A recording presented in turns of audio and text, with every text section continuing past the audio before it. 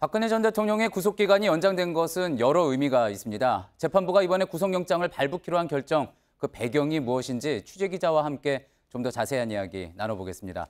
사회부의 이서준 기자 나와 있습니다. 이서준 기자, 이 박 전 대통령 추가영장을 발부한 사유, 그 이유는 이제 증거인멸에 대한 우려가 있다 이런 거였잖아요. 구체적으로 어떤 측면에서 그 증거인멸 우려가 있다고 생각을 한 겁니까?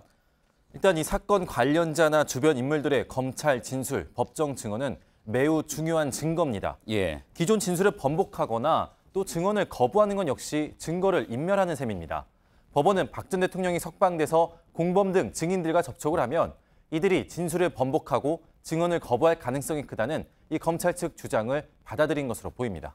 예, 또 이와 함께 이것과도 이제 연관되는 부분일 것 같은데요. 영장이 발부되기 전에 이제 검찰이 그 영장 발부 여부를 결정하기 위한 청문 절차를 하지 않습니까? 그때 한 이야기가 박 전 대통령이 전직 대통령의 지위를 이용할 수 있다. 이렇게도 이야기한 걸로 알려졌는데 어떤 뜻으로 해석을 할 수 있겠습니까?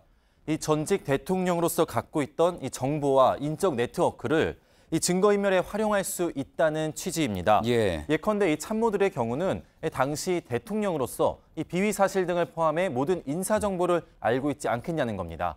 특히 청와대 문건 유출 혐의를 모두 인정한 정호성 전 비서관이 유독 이 박 전 대통령 앞에서는 증언을 거부한 점을 예로 들기도 했는데요. 예. 박 전 대통령이 석방될 경우 이 지지 세력들이 결집을 하거나 정치 활동에 나서면 증인들이 받을 심적 부담은 더 커질 가능성도 배제할 수 없다는 지적이 나옵니다. 예, 그렇군요. 그러면서 재판부에서 직접 언급이 된 부분은 아니었던 걸로 알고 있는데 박 전 대통령이 이제 풀려나게 되면 석방이 되면은 재판에 출석을 하지 않을 수도 있다. 뭐 이런 우려도 추가영장 발부에 영향을 미쳤다고 볼 수 있겠죠. 예, 재판부가 일단 증거인멸을 발부 사유로 밝혔지만 예. 말씀하신 것처럼 이 불출석 우려도 충분히 영향을 미쳤을 것으로 보입니다. 예. 그동안 이 박 전 대통령은 재판에 3차례나 무단으로 불출석한 사례가 있고 출석을 위해 발부된 구인장 집행은 단 한 번도 받아들이지 않았습니다. 예, 그렇군요. 일단 박 전 대통령 측은 석방을 해야 한다. 그게 당연한 거다. 이렇게 계속 강력하게 주장을 해오지 않았습니까? 이번 구속영장 발부된 것에 대해서 어떤 반응을 보인 게 있습니까?